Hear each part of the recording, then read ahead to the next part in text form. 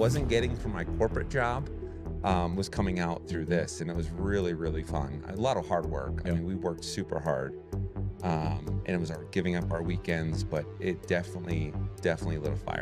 Some people spend their whole lives chasing security, a steady paycheck, a title, a pension waiting at the end of the tunnel. Sean Stockman had all of that. Nearly 2 decades in Detroit's automotive industry, a role built on structure and predictability, and a family depending on the stability it provided. Then, in his 40s, he walked away from it. Not because the job had failed him, but because something else had quietly been calling him for years. This is a story of how a corporate professional with no filmmaking degree, no industry connections, and no safety net turned a lawn mower and a phone camera into one of YouTube's most trusted channels, and why the real story has very little to do with luck. To understand how Sean Stockman became the man behind Midlife Stockman, you have to go back further than YouTube. Long before overgrown yards and viral cleanups, Sean was already living 2 lives at once. By day, he worked in Detroit's automotive sector, handling purchasing and operations for major companies. It was a kind of career many people would consider a finish line, dependable, respected, and financially secure. But somewhere around 2004, Sean discovered a different outlet entirely.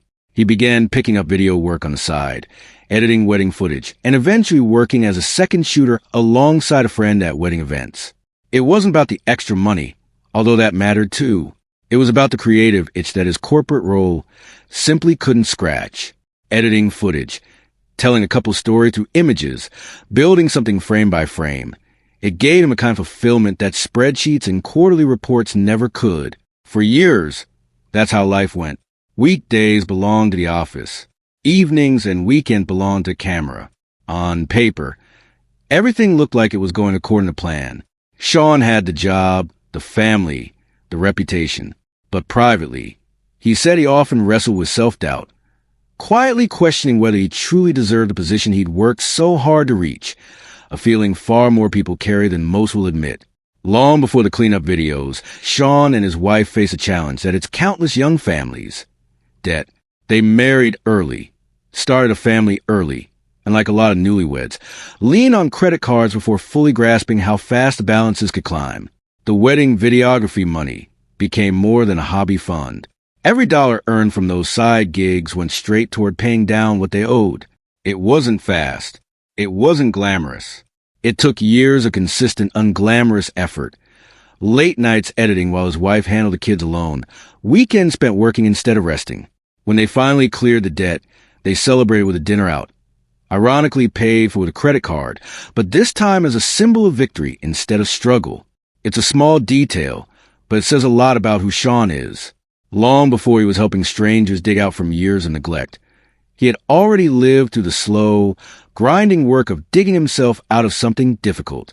That experience, the patience, the persistence, the refusal to give up when progress feels invisible, would later become the emotional backbone of everything he built on YouTube.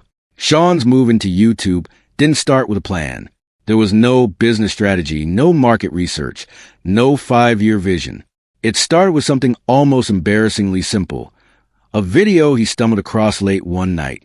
Scrolling through short-form videos before bed, Sean came across a clip of someone mowing abandoned, overgrown property. Something about watching chaos turn into order stuck with him. He couldn't quite explain why, but he kept thinking about it. A few days later, driving his son to school, he passed a property that had clearly been neglected for years, grass to his knees, brush swallowing the yard. He pictured it cleaned up, then he pictured filming the process. The idea wouldn't leave him alone, so he acted on it. With nothing more than his phone, a basic tripod, and some yard tools, he documented the entire transformation from start to finish, edited on a free app, and uploaded it to a brand new channel with zero expectations. Within days, it had racked up thousands of views. For a man who had never seriously considered content creation as a career, that response was impossible to ignore. As more videos started gaining traction, it didn't take long for people at Sean's job to notice. His managers saw where his energy was going, and instead of discouraging him, they did something unexpected. They encouraged him to pursue it. They reminded him that 2 decades of experience and skill weren't going anywhere. If the YouTube venture didn't work out, there would still be a place for him to return to. That kind of support from people whose opinions he respected mattered enormously. But the decision to leave still wasn't made lightly. Sean spent real time talking it through with his wife, leaning on trusted friends for perspective, and weighing the risks of the kind of seriousness a life-altering decision deserves. Only after all of that did he step away from corporate life to focus on midlife Stockman full-time.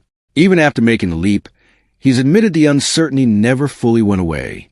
But once he committed, the channel's growth accelerated in a way that surprised even him. It wasn't built on controversy or clickbait. It was built on consistency and on viewers watching someone show up, do honest work, and let the results speak for themselves. Within a relatively short window, the channel crossed 1 million subscribers, an achievement it can take other creators years, sometimes an entire career, to reach. Every creator's growth story has an inflection point, and for Sean, it came from an incident he never wanted.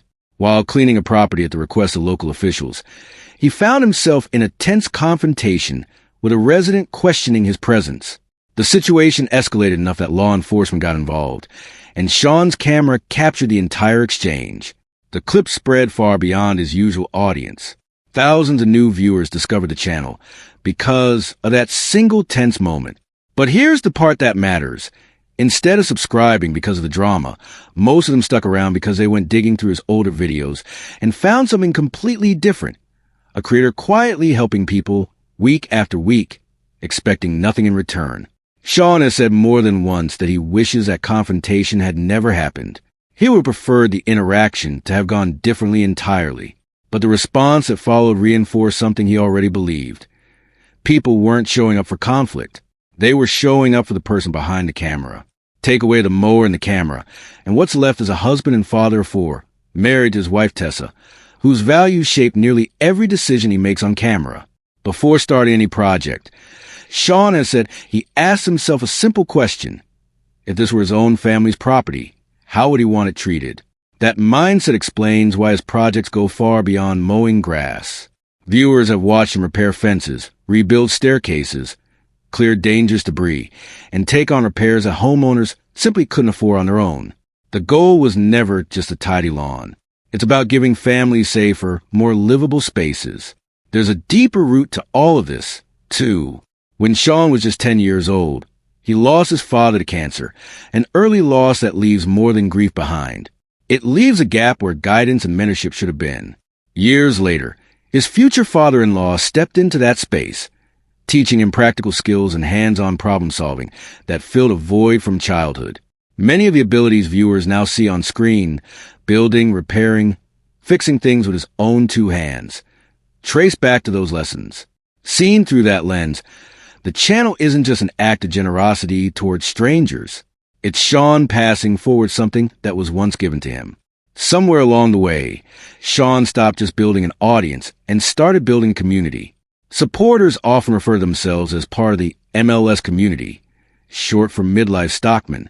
Through memberships, merchandise, and other contributions, viewers help fund the tools and resources that keep every cleanup completely free for the homeowners receiving help. That's the model at the heart of it all. The families being helped never pay a cent. Instead, people from all over the world chip in because they believe in what they're watching. In a strange but meaningful way, every supporter becomes part of the project itself.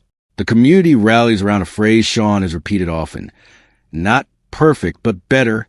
It's not a slogan built by a marketing team. It's a simple, honest reflection of his outlook, that progress matters more than perfection, and that people, places, and situations can always improve one step at a time. That message has resonated with people who've never mowed a lawn in their life, because at its core, it's not really about landscaping. It's about restoration of properties, sure, but also of dignity. Today, Sean's channel is one of the most recognized transformation channels on YouTube. And what stands out most is how little his approach has changed since day one. Many creators, once they hit a certain scale, step back into management roles and let a team handle the hands-on work. Sean has largely resisted that shift. He still shows up.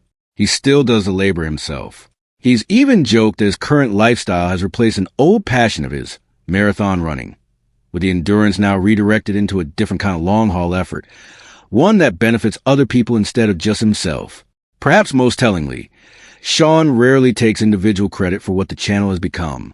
He consistently points back to the community that fuels it, framing the growth not as one person's achievement, but as thousands of people choosing, in their own way, to contribute to something bigger than themselves. There's no scandal buried in Sean Stockman's story. No hidden feud, no manufactured controversy waiting to be uncovered. What makes his story compelling is exactly the opposite. It's honesty. It's the story of a husband, a father, a man shaped by an early loss and a debt-fueled financial struggle, who took the skills he built over 2 decades and redirected them toward people he'd never met. In an online landscape often dominated by outrage and manufactured drama, that simplicity is precisely why so many people connect with it. Underneath the lawn mowers, the cameras, and subscriber counts is a message that feels increasingly rare. Small acts of kindness still matter, and sometimes they're enough to change far more lives than anyone could have expected. Looking ahead, there's no sign Sean is slowing down or drifting away from what started it all.